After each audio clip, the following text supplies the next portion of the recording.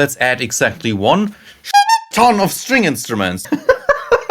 Hey everyone, my name is Christoph Jakob. I'm a music composer for video games, and welcome to the 3 game series where I take any video game tune and I try to put it into 3 different games, aesthetically, stylistically, and also compositionally. In celebration of Kirby Air Riders, a sequel that I never thought we'd ever get, let's play around with one of my favorite tunes from Kirby Air Ride, SANDS.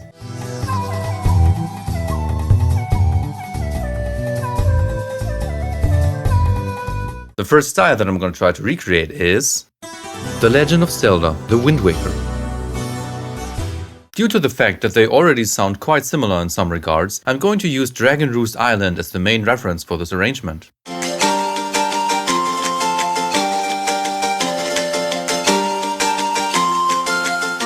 Let's start with a mandolin that's playing the underlying chords.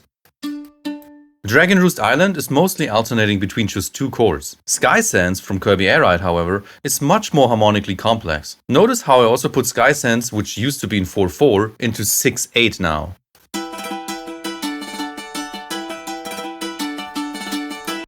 Next, let's add some percussion. All we need is a clap sound and some castanets. The rhythm needs to go something like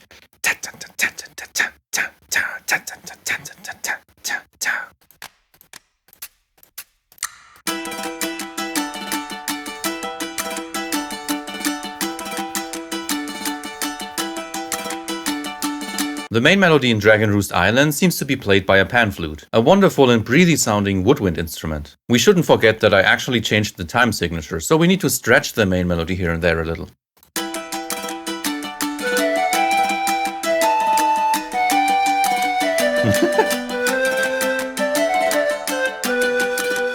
It fits so well, doesn't it? There's also a fairly subtle bottle blow in the Zelda tune. Adding that should make our SANDS arrangement sound even more like Wind Waker.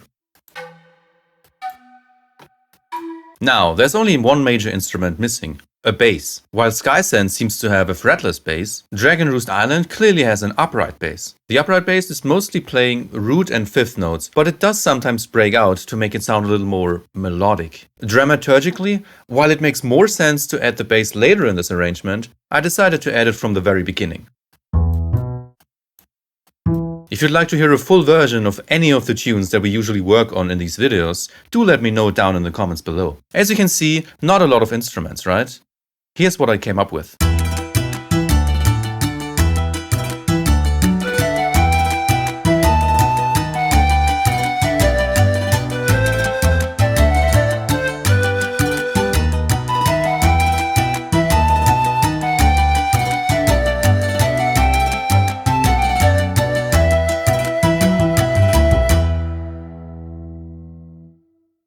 Let's move on to the second style.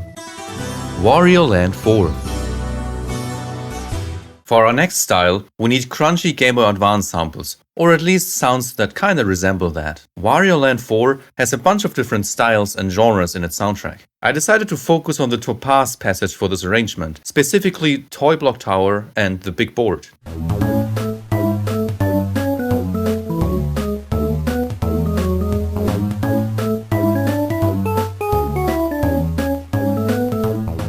Just like in the latter, the drums are mostly made up of an alternating kick and snare drum. They seem to complement the tune and are not particularly upfront. The entire arrangement is also going to have a bit of a swing rhythm to it. So instead of ding ding da ding ding ding da, it's gonna be more like ding ding da ding ding da.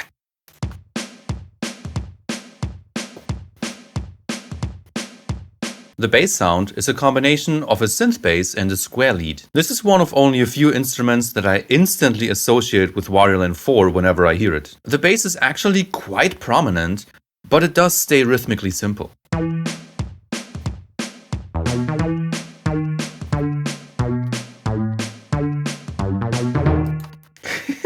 For the main melody, I combined an organ, a Game Boy Advance string sound, and a super subtle sitar for some additional high end.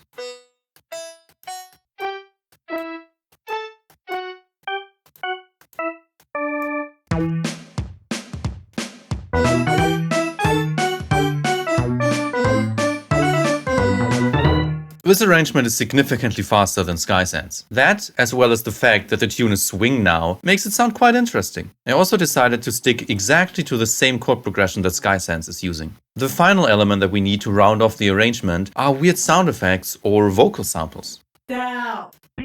Now work it! Whew! This is what I came up with.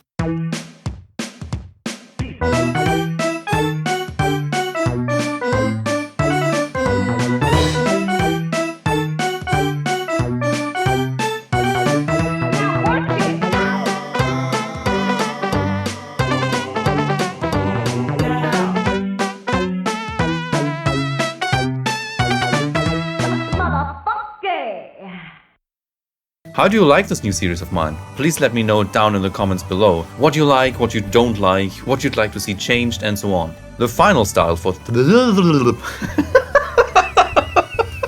final style for today is Octopath Traveler. Octopath Traveler and Octopath Traveler 2 are two great RPGs with fantastic soundtracks. Let's take SanDs and turn it into an Octopath Traveler style boss theme. First, let's add drums that sound low, massive and heavy. Some battle themes actually don't even have a snare drum, even though the general approach is often rock music. The focus seems to lie on toms or other big sounding drums. While there's no snare drum, there's definitely a constant kick drum though.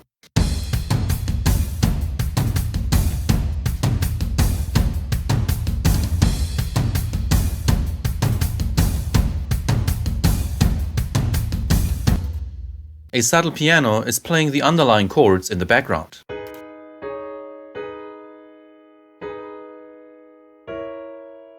An electric guitar and an electric bass are mostly playing the root notes of the underlying chords. Together with the drums, these two instruments provide the right amount of drive that the tune needs.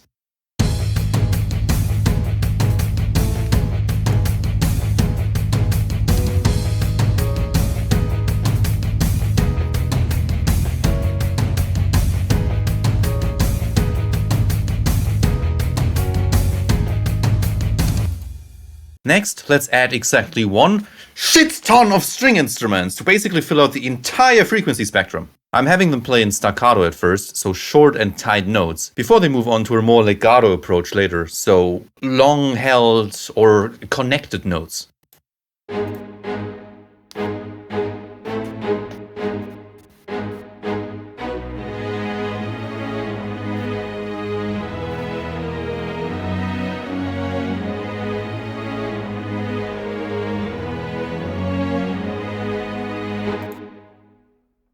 Nice! The main melody from SanDs will also be played by the strings, specifically from the violins.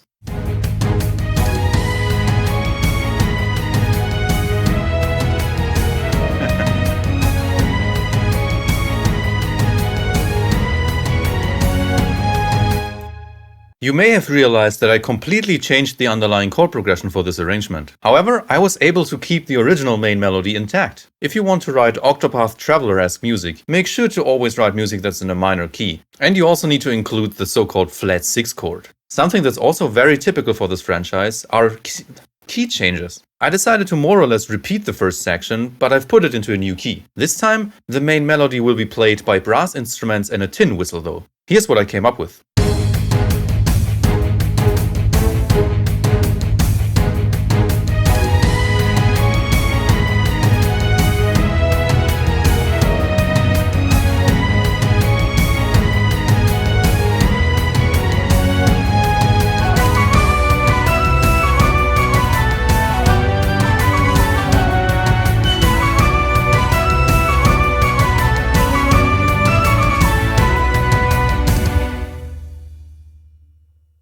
Thanks for watching. Check out the 3 games playlist if you'd like to see more videos like this.